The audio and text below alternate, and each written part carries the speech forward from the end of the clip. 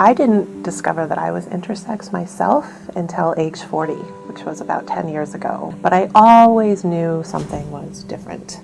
I like to say intersex really isn't all that rare, it's just invisible.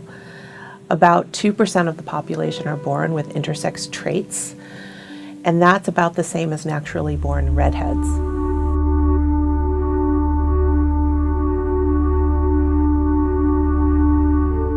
Interact is a nonprofit advocacy organization whose main mission is to stop unconsented medical unnecessary surgeries onto intersex children that are happening in the U.S. and globally every day.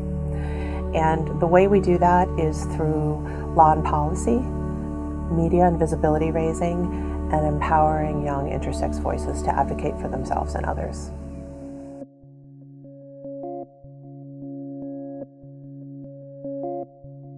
The very common unconsented medically unnecessary surgeries that are happening on intersex children all over the globe are in fact human rights violations.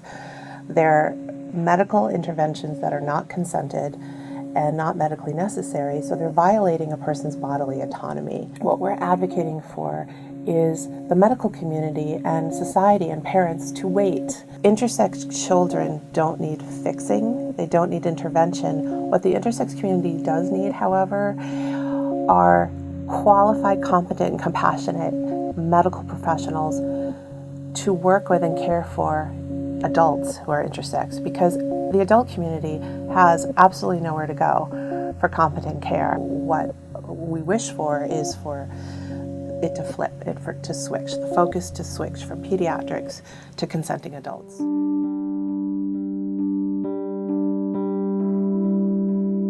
Being born with an intersex body is no big deal. It's certainly not a medical emergency, nor is it a social emergency. It just is. It's just a part of nature, and I think we're getting there. There's still a long way to go, but I think the more stories that are told, the more visibility that's raised, the more voices that are heard, the farther along that path we're going to get.